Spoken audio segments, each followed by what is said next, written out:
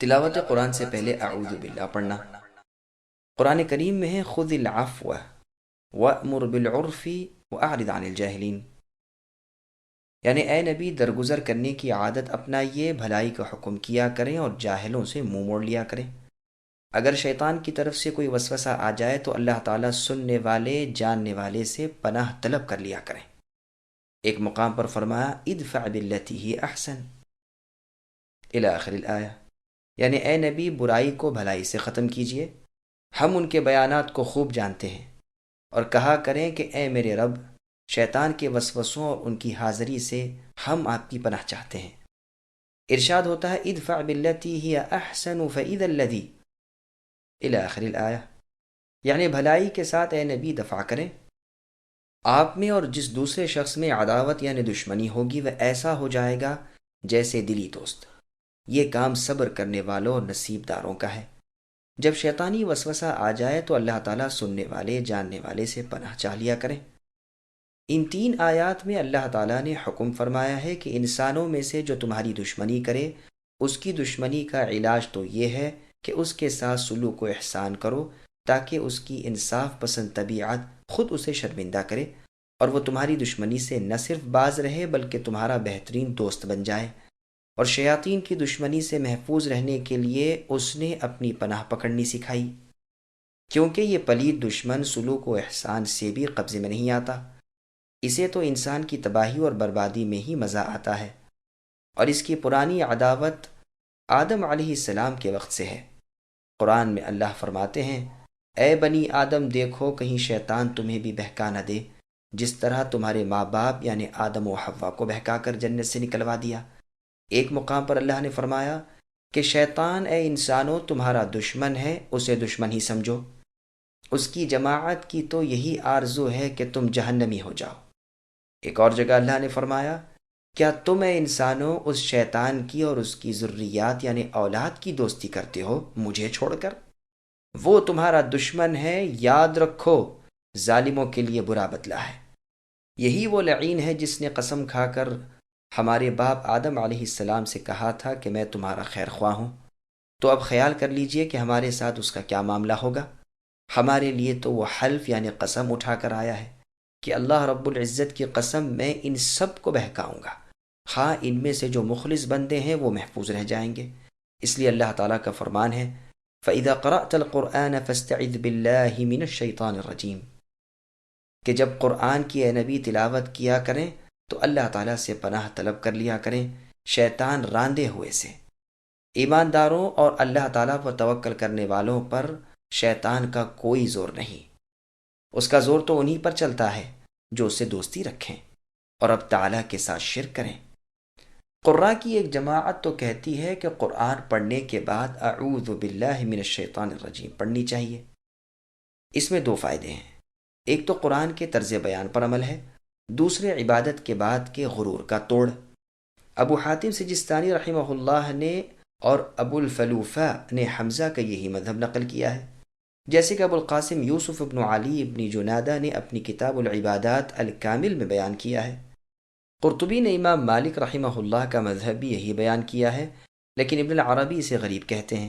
ایک مذہب یہ بھی ہے کہ اول آخر دونوں مقام پر اعوذ باللہ من الشیطان الرجیم پڑھے تاکہ دونوں دلیلیں جمع ہو جائیں، اور جمہور علماء کا مشہور مذہب یہ ہے کہ تلاوت سے پہلے اعوذ باللہ من الشیطان الرجیم پڑھنا چاہیے تاکہ وسوسے دور ہو جائیں۔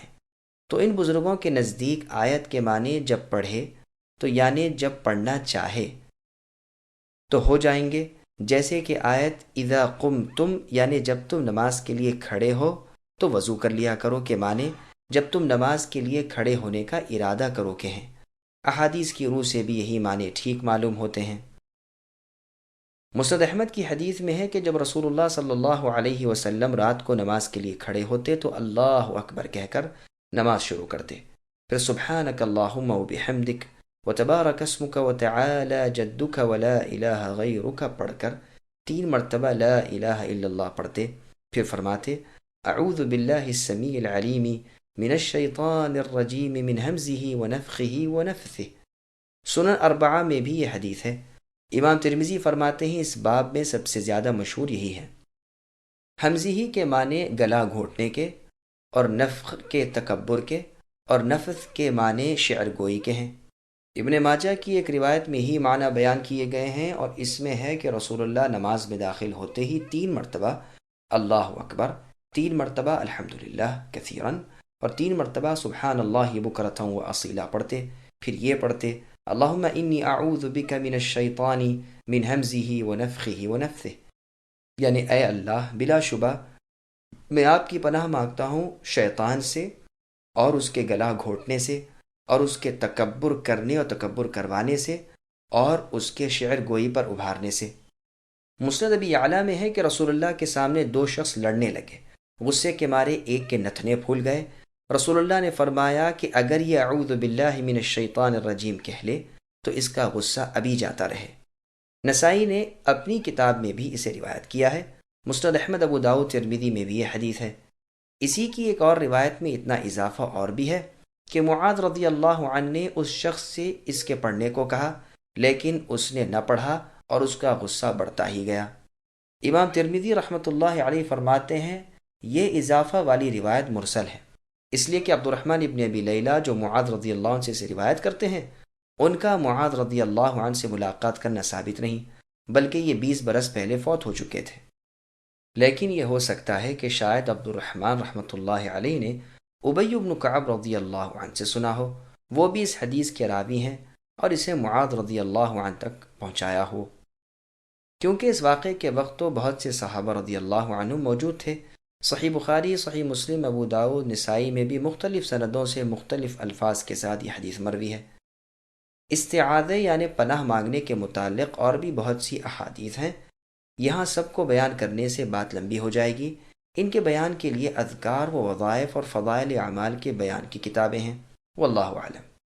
ایک روایت میں ہے کہ جبریل علیہ السلام جب سب سے پہلے وحی لے کر رسول اللہ کے پاس آئے تو پہلے اعوذ پڑھنے کا حکم دیا۔ تفسیر ابن جریر میں عبداللہ ابن عباس رضی اللہ عنہما سے روایت ہے کہ پہلی مرتبہ جب جبریل علیہ السلام رسول اللہ صلی اللہ علیہ وسلم پر وحی لے کر آئے تو فرمایا اعوذ پڑھیے۔ رسول اللہ نے فرمایا استعیذ باللہ السمیع العلیم من الشیطان الرجیم، پھر کہا اقرأ بسم ربک الذی خلق۔ عبداللہ رضی اللہ عنہ فرماتے ہیں سب سے پہلی سورت جو اللہ تعالیٰ نے جبرائیل علیہ السلام کی معرفت محمد صلی اللہ علیہ وسلم پر نازل فرمائی یہی ہے، لیکن یہ اثر غریب ہے اور اس کی اسناد میں ضعف اور انقطاع ہے۔ ہم نے اسے صرف اس لیے بیان کیا ہے کہ معلوم ہو جائے، واللہ اعلم۔ اعوذ باللہ پڑھنے کے وجوب یا استحباب کے بارے میں علماء کے اقوال۔ جمہور علماء کا قول ہے کہ اعوذ پڑھنا مستحب ہے، واجب نہیں، کہ اس کے نہ پڑھنے سے گناہ ہو۔ عطا بن ابی رباح رحمۃ اللہ علیہ کا قول ہے کہ جب کبھی قرآن پڑھے استعاذے کا پڑھنا واجب ہے، خواہ نماز میں ہو خواہ غیر نماز میں۔ امام زہری رحمۃ اللہ علیہ نے یہ قول نقل کیا ہے۔ ابن سیرین رحمۃ اللہ علیہ فرماتے ہیں کہ عمر بھر میں صرف 1 مرتبہ پڑھ لینے سے وجوب ساقط ہو جاتا ہے۔ عطا رحمۃ اللہ علیہ کے قول کی دلیل آیت کے ظاہری الفاظ ہیں، کیونکہ اس میں فاستعذ امر ہے، اور عربیت کے قواعد کے لحاظ سے امر وجوب کے لیے ہوتا ہے، یعنی پس آپ اے نبی پناہ مانگ لیا کریں۔ اسی طرح رسول اللہ کا اس پر ہمیشگی کرنا بھی وجوب کی دلیل ہے، اور اس سے شیطان کا شر دور ہوتا ہے، اور اس کا دور کرنا واجب ہے، اور جس چیز سے واجب پورا ہوتا ہو وہ بھی واجب ہو جاتی ہے، اور استعاذہ زیادہ احتیاط والا ہے، اور وجوب کا ایک طریقہ یہ بھی ہے۔ بعض علماء کا قول ہے کہ اعوذ پڑھنا رسول اللہ پر واجب تھا، رسول اللہ کی امت پر واجب نہیں۔ امام مالک رحمۃ اللہ علیہ سے یہ بھی روایت کی جاتی ہے کہ فرض نماز میں اعوذ پڑھے اور رمضان شریف کی اول رات کی نماز میں اعوذ پڑھ لے۔ اعوذ باللہ کب اور کہاں پڑھے؟ امام شافعی رحمۃ اللہ علیہ الام میں لکھتے ہیں کہ اعوذ زور سے پڑھے اور اگر پوشیدہ پڑھے تو بھی کوئی حرج نہیں، اور میں لکھتے ہیں کہ بلند اور آہستہ پڑھنے میں اختیار ہے، اس لیے کہ ابن عمر رضی اللہ عنہما سے پوشیدہ پڑھنا اور ابو ہریرہ رضی اللہ عنہ سے اونچی آواز سے پڑھنا ثابت ہے۔ پہلی رکعت کے سوا اور رکعتوں میں اعوذ پڑھنے میں امام شافعی رحمہ اللہ کے 2 قول ہیں، ایک مستحب ہونے کا اور دوسرا مستحب نہ ہونے کا، اور ترجیح دوسرے قول کو ہی ہے، واللہ اعلم۔ صرف اعوذ باللہ من الشیطان الرجیم کہہ لینا امام شافعی اور ابو حنیفہ کے نزدیک تو کافی ہے، لیکن بعض کہتے ہیں اعوذ باللہ السمیع العلیم من الشیطان الرجیم ان اللہ هو السمیع العلیم پڑھے۔ امام سفیان ثوری اور امام اوزاعی رحمۃ اللہ علیہما کا یہی مذہب ہے۔ بعض کہتے ہیں استعیذ باللہ من الشیطان الرجیم پڑھے تاکہ آیت کے پورے الفاظ پر عمل ہو جائے، اور ابن عباس رضی اللہ عنہما کی حدیث پر بھی عمل ہو جائے جو پہلے گزر چکی ہے۔ لیکن جو صحیح احادیث پہلے گزر چکی وہیں اتباع کے لیے بہتر ہیں، واللہ اعلم۔ نماز میں اعوذو کا پڑھنا ابو حنیفہ اور اس کے شاگرد محمد کے نزدیک تو تلاوت کے لیے ہے، اور ابو یوسف کے نزدیک نماز کے لیے ہے، تو مقتدی کو بھی پڑھ لینا چاہیے اگرچہ وہ قرات نہیں پڑھے گا، اور عید کی نماز میں بھی پہلی تکبیر کے بعد پڑھ لینا چاہیے۔ جمہور کا مذہب ہے کہ عید کی تکبیریں مکمل کرنے کے بعد پھر اعوذ باللہ من الشیطان الرجیم پڑھے، پھر قرات پڑھے۔ اعوذ باللہ پڑھنے کے فوائد۔ اعوذ میں عجیب و غریب فوائد ہیں۔ واہی تباہی باتوں سے منہ میں جو ناپاکی ہوتی ہے وہ اس سے دور ہو جاتی ہے، اور منہ کلام اللہ کی تلاوت کے قابل ہو جاتا ہے۔ اسی طرح اس میں اللہ تعالیٰ سے امداد طلب کرنی ہے، اور اللہ کی عظیم الشان قدرتوں کا اقرار کرنا ہے، اور اس باطنی کھلے ہوئے دشمن کے مقابلے میں اپنی کمزوری اور عاجزی کا اقرار ہے، کیونکہ انسانی دشمن کا مقابلہ ہو سکتا ہے احسان اور سلوک سے، اس کی دشمنی دفع ہو سکتی ہے، جیسے کہ قرآن کریم کی ان 3 آیات میں ہے جو پہلے بیان ہو چکی ہیں۔ دوسری جگہ اللہ تعالیٰ کا ارشاد ہے ان عبادی لیس لک علیہم سلطان الی آخر الآیہ، یعنی میرے خاص بندوں پر اے ابلیس تیرا کوئی غلبہ نہیں۔ رب کی وکالت کافی ہے۔ اللہ تعالیٰ نے دشمنان اسلام کے مقابلے پر اپنے پاک فرشتے بھیجے اور انہیں نیچا دکھا دیا۔ ایک اہم بات یاد رکھیے کہ جو مسلمان کافروں کے ہاتھ سے مارا جائے وہ شہید ہے، لیکن جو اس باطنی دشمن شیطان کے ہاتھ مارا جائے وہ راندہ درگاہ ہے، یعنی اللہ کی رحمت سے محروم۔ جس پر کفار غالب آ جائیں وہ اجر پاتا ہے، لیکن جس پر شیطان غالب آئے وہ ہلاک و برباد ہوتا ہے، چونکہ شیطان انسان کو دیکھ سکتا ہے اور انسان اسے نہیں دیکھ سکتا۔ اس لیے قرآنی تعلیم یہ ہے کہ تم اس کے شر سے اس کی پناہ چاہو، اس اللہ کی جو اس شیطان کو دیکھ سکتے ہیں، اور یہ شیطان اس اللہ کو نہیں دیکھ سکتا۔ اعوذ باللہ من الشیطان الرجیم کے لغوی معنی۔ اعوذ پڑھنا اللہ تعالیٰ کی طرف التجا کرنا ہے، اور ہر برائی والے کی برائی سے اللہ کے دامن میں پناہ طلب کرنا ہے۔ عیادہ کے معنی برائی کے دفع کرنے کے ہیں، اور لیاذہ کے معنی بھلائی حاصل کرنے کے ہیں۔ متنبی کا شعر ہے یا من الوذ به فيما اؤمله ومن اعوذ به مما احاذره لا يجبر الناس عظما انت كاسره ولا يهيضون عظما انت جابره، یعنی اے پاک ذات جس کی ذات سے میری تمام امیدیں وابستہ ہیں، اور اے وہ پروردگار کے تمام برائیوں سے میں ان کی پناہ پکڑتا ہوں۔ جسے وہ توڑے اسے کوئی جوڑ نہیں سکتا، اور جسے وہ جوڑ دے اسے کوئی توڑ نہیں سکتا۔ اعوذ کے معنی یہ ہے کہ میں اللہ تعالیٰ کی پناہ پکڑتا ہوں کہ شیطان الرجیم مجھے دین اور دنیا میں کوئی ضرر نہ پہنچا سکے۔ جن احکام کی بجاوری کا مجھے حکم ہے ایسا نہ ہو کہ میں ان سے رک جاؤں، اور جن کاموں سے میں منع کیا گیا ہوں ایسا نہ ہو کہ مجھ سے وہ برے کام سرزد ہو جائیں۔ یہ ظاہر ہے کہ شیطان سے بچانے والے سوائے اللہ رب العالمین کے اور کوئی نہیں، اسی لیے پروردگار عالم نے انسانوں کے شر سے محفوظ رہنے کی تو ترکیب سلوک و احسان وغیرہ بتائی ہے، اور شیطان کے شر سے بچنے کی صورت یہ بتائی کہ ہم اللہ تعالیٰ کی ذات پاک کے ذریعے پناہ طلب کریں، اس لیے کہ نہ تو شیطان کو رشوت دی جائے، نہ وہ بھلائی اور سلوک کی وجہ سے اپنی شرارت سے باز آئے۔ اس کی برائی سے بچانے والے تو صرف اللہ تعالیٰ ہی ہیں۔ گزشتہ تینوں آیات میں یہ مضمون گزر چکا۔ سورہ اعراف میں ہے خذ العفو، اور سورہ مؤمن میں ہے ادفع باللتی، اور سورہ سجدہ میں ہے ولا تستوی الحسنۃ ولا السیئہ۔ ان تینوں آیات کا مفصل بیان اور ترجمہ پہلے گزر چکا۔ لفظ شیطان شطنہ سے بنا ہے، اس کے لفظی معنی دوری کے ہیں۔ چونکہ مردود ابلیس بھی انسانی طبیعت سے دور ہے بلکہ ہر بھلائی سے بعید ہے، اس لیے اسے شیطان کہتے ہیں۔ اور یہ بھی کہا گیا ہے کہ یہ شاطا سے مشتق ہے، اس لیے کہ وہ آگ سے پیدا شدہ ہے، اور شاطا کے معنی یہی ہیں۔ بعض کہتے ہیں کہ معنی کی روح سے تو دونوں ٹھیک ہیں، لیکن اول زیادہ صحیح ہے۔ عرب شاعروں کے شعر بھی اس کی تصدیق میں ملتے ہیں۔ امیہ ابن ابی الصلت اور نابغہ کے شعروں میں بھی یہ لفظ شطنہ سے مشتق ہے، اور دور ہونے کے معنی میں مستعمل ہے۔ سیبویہ کا قول ہے کہ جب کوئی شیطانی کام کرے تو عرب کہتے ہیں تشیطن فلان، یہ نہیں کہتے تشیط فلان۔ اس سے ثابت ہوتا ہے کہ یہ لفظ شاطا سے نہیں بلکہ شطنا سے ماخوذ ہے، اور اس کے صحیح معنی بھی دوری کے ہیں۔ جو جن و انس و حیوان سرکشی کرے اسے شیطان کہہ دیتے ہیں۔